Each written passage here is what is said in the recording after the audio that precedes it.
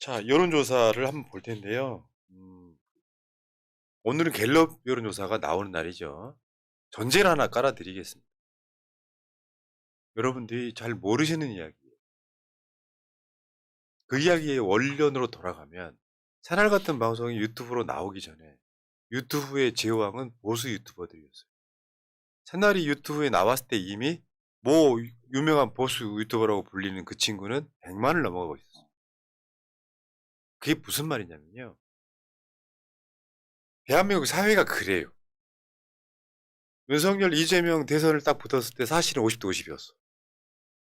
비율이. 그게 대한민국 역사에 민주 세력이 받은 가장 많은 표예요. 이재명 후보가 받은 표가 김대중, 노무현, 문재인보다 훨씬 많은 표를 얻은 거예요. 근데 24만 표를 쳤어요. 근데 박근혜 탄핵을 거치면서 보수에서 떨어져 나온 회개하고 이거 잘못됐구나라고 넘어온 사람들이 꽤 있으면서 옛날에 비율이 70대 30이던 게 60대 40으로 넘어가고 50대 50이 된 게 지난 대선이었습니다.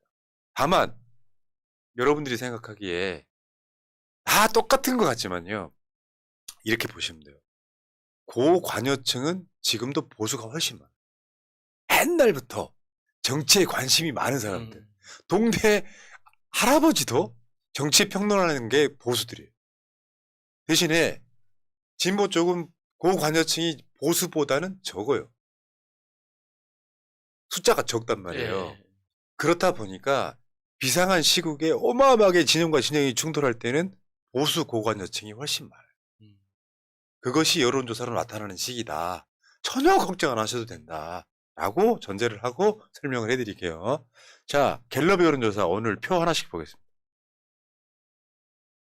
보수 362명, 중도 284명, 진보 266명. 저기서 모름 응답 거절은 좀 더 정확히 말하면 대선에 나오지도 않을 사람들. 근데 보수하고 진보가 100명 정도 차이 나죠. 100명. 100명이면 10%인데요. 1000명 중에 100명이면 10%인데 내가 갖고 있는 지지율을 5%만 저쪽으로 넘기면 2배 차이가 나는 것이 둘이 경쟁했을 땐 그런 거예요.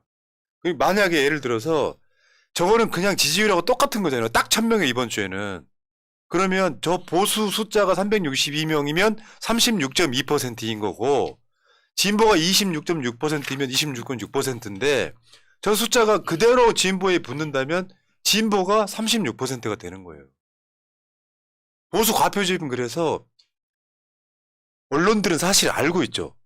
보수가 과표집 돼가지고 아까 말한 고관여층들이 많다 보니 보수가 과표집 돼가지고 지지율이 잘 나오면 그거를 민주당 공격에만 써먹는 거예요.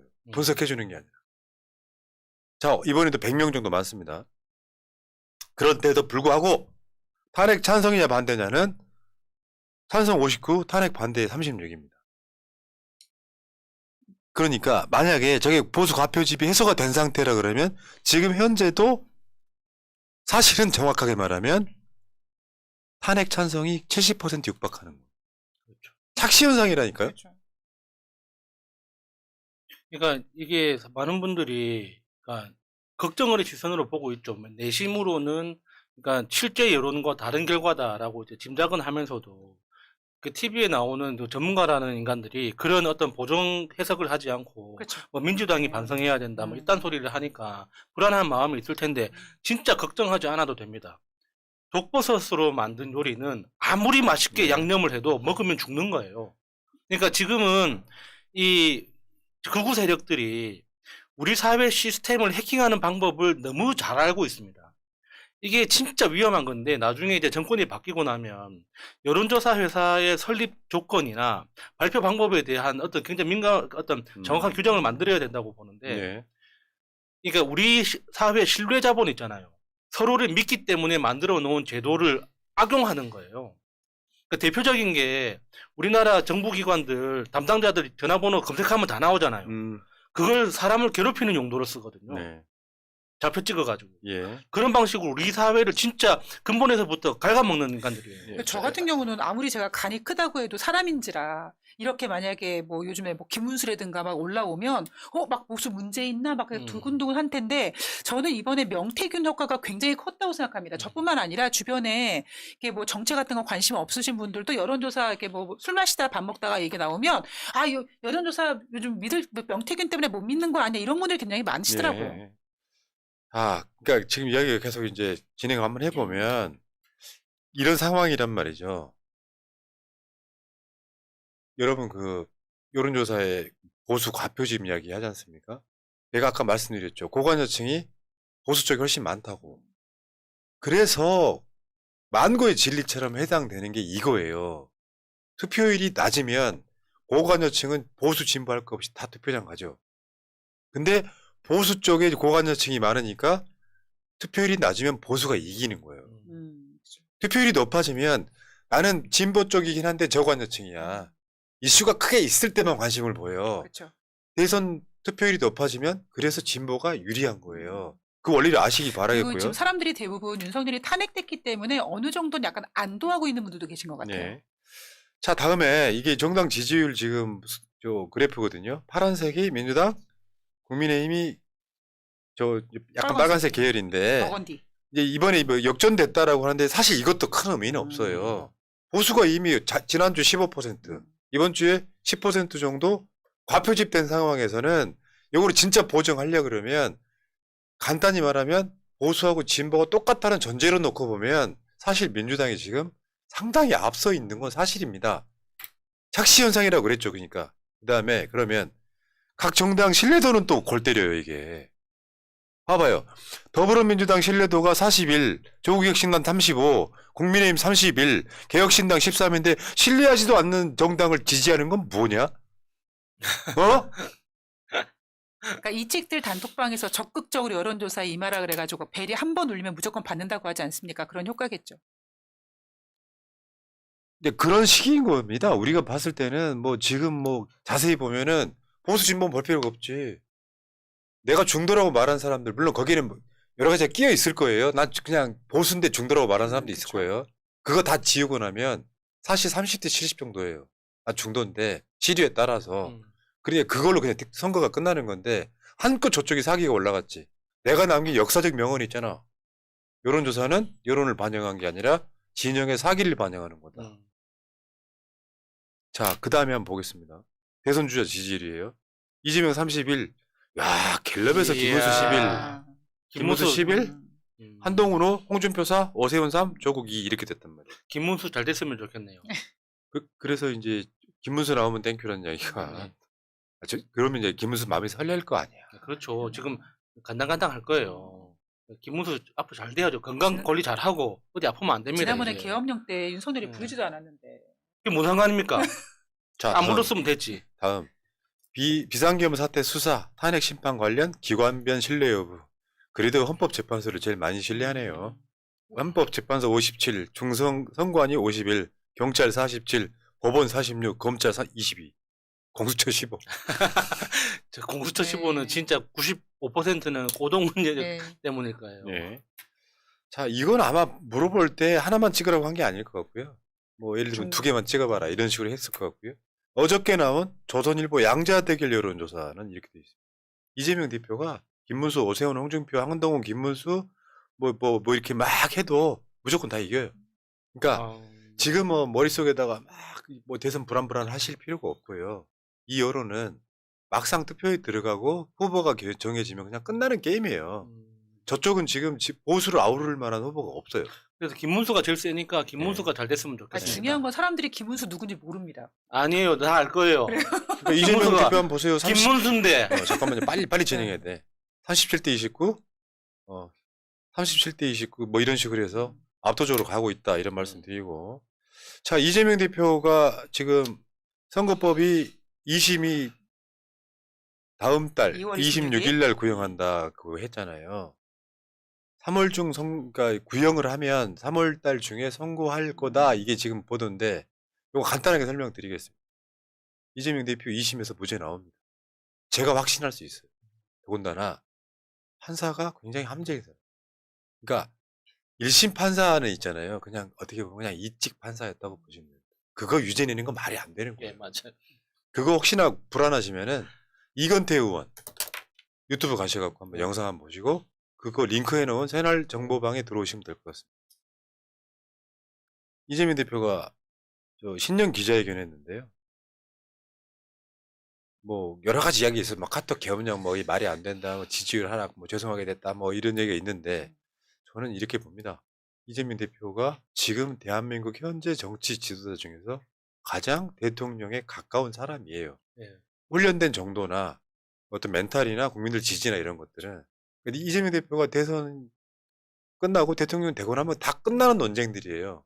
다만 제가 여러분들한테 부탁드리고 싶은 거는 그겁니다. 중심 잘 잡고 가시라. 내가 멘탈이 흔들리고 여론조사 잘 안 나온다 그래서 주위 사람한테 짜증내지 마라. 내가 옛날에 그런 분 되게 싫어하잖아. 우리가 범인이 아닌데 새날 방송에서 화풀이 하는 분들이 있잖아요. 그럴수록 몽지끼리 안고 가셔야 돼요. 그러니까 이 찍들도 지금 이재명 대표가 이미 대한민국 대통령이라는 거를 마음속으로 인정했기 때문에 경제가 안 좋고 또 민주당 때문이라고 하잖아요. 특히나 이제 민주당 지지자, 이재명 지지자라고 이야기를 하면서도 이재명이 변했다, 이재명이 변절했다고 욕하는 사람들이 분명히 생길 겁니다. 왜냐면은 이제부터 이재명 대표는 그 기본소득에 대한 이야기보다 성장에 대한 이야기를 더 많이 할 겁니다. 그게 기본소득이라는 그 정책을 포기한 게 아니라 윤석열 때문에 대한민국이 너무 많이 망가졌어요. 지금 너무 많이 망가졌기 때문에 다시 이렇게 세우려면 기본소득보다는 성장을 먼저 해야 되는 거예요.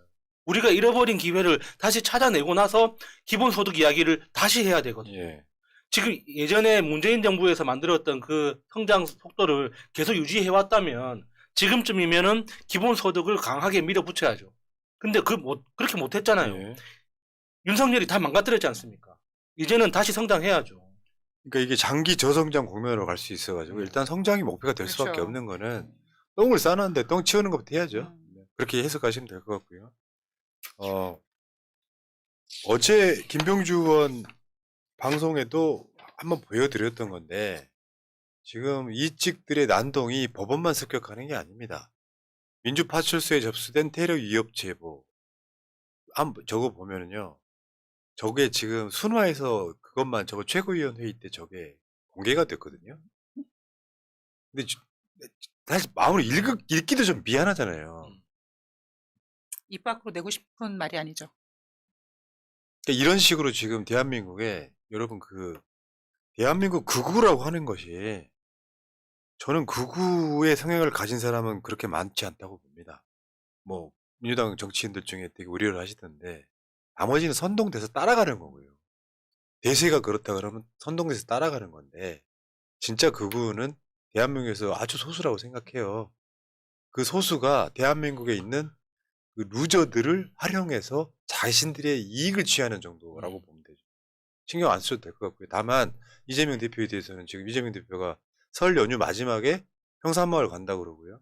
오늘 또 고속터미널 갈 때 일정 공개를 굉장히 늦게 한 것처럼 굉장히 테러 위협이 있어서 반건복, 반검토시 뭐 이런 얘기가 나오고 있고. 왜냐하면 작년 1월 2일 날 이재명 대표는 테러를 이미 당했었습니다. 게다가 지금 2025년 지금 대한민국에서 민주당 최고회의에 반건복, 반검토시 이런 이야기가 나오는 거 보니까 그만큼 지금 뭐 극우들이라든가 일부 그 선동하는 그 악질들이 지금 난리를 치고 있는데 이것들을 확실하게 정리를 저는 해야 된다고 생각을 하고 그 전까지는 정말 조심하셔야 된다고 생각합니다.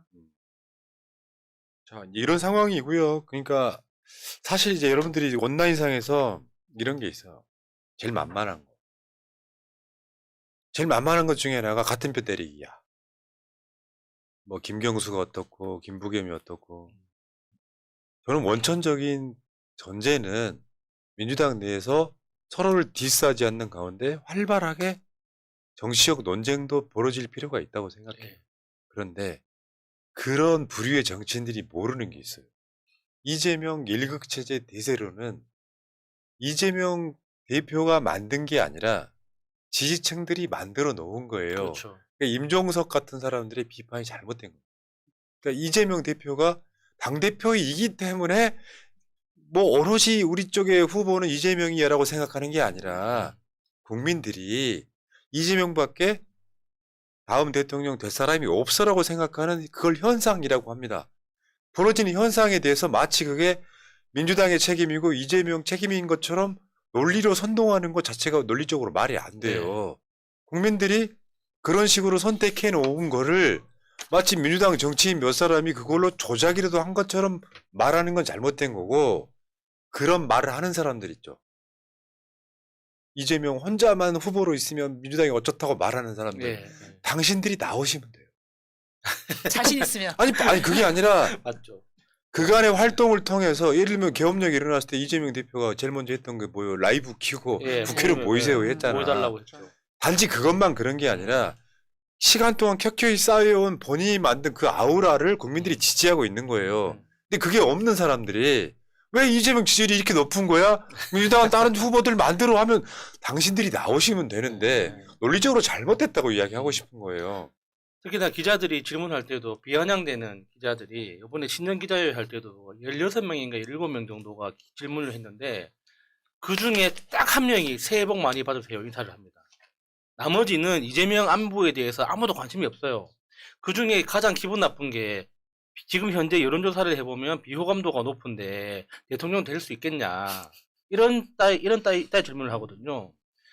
비호감도가 높아도 당선 가능성을 물어보면 압도적으로 이재명이 높게 나옵니다. 그렇죠. 비호감이라고 생각하는 사람들한테 물어봐도 당선 가능성은 높게 나온다. 그게 스킬이잖아. 네. 이제 도저히 이길 방법이었으니까 비호감도 제일 높은 사람 누구야 그러면 될 것 같으니까 보수가 다 찍은 사람. 자, 여기까지 하시고. 자, 어쨌건 그런 식으로 해서 뭐 민주당이 뭐 우리도 바란다니까요. 다양한 후보들이 다양한 지지율로 나와서 이게 시너지가 났으면 좋겠어. 근데 그게 안 나온 이유는 당신들 때문이라고요. 네. 논리를 이상하게 만들지 말라고. 자, 알겠습니다. 두 분 고생하셨고요. 의원님이 오신 관계로. 아니 그게 한 시간이 됐기 때문이죠. 물론 새날 방송 별명이 있잖아. 신데렐라 그쵸. 방송 시간 잘 지키는 걸로 유명하잖아요. 오늘 이 방송 스타트에 5분 늦었잖아요. 그 내 앞에서 지각하신 분이 있어갖고 내가 방송 끝날 때 눈 똑바로 보세요. 다음 주 시간 지키세요 했잖아요. 네. 자, 신데렐라 방송. 새날 방송 두 분 고생하셨습니다. 새해 복 많이 받으세요. 새해 복 많이 받으세요. 두 분은 일단 보시고요. 네. 자.